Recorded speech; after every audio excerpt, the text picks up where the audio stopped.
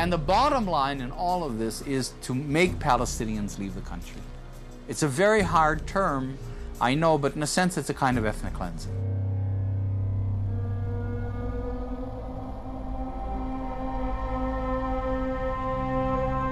The Israeli government and the Israeli army is not dealing with people as equal. I mean, I think that that's the main problem, that Palestinians are not considered, are not perceived as equals to Israelis.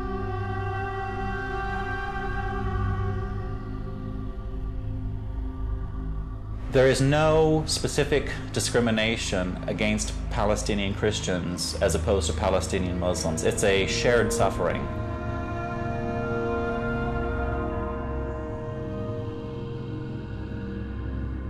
Christians see themselves very much a part of the Palestinian national movement. They identify with the Palestinian people as being their people.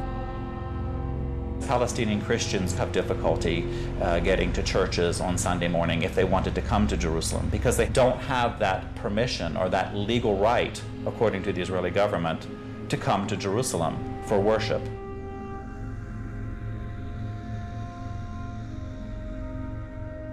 This I picked up in a home of a wonderful Christian family in Beit Jala.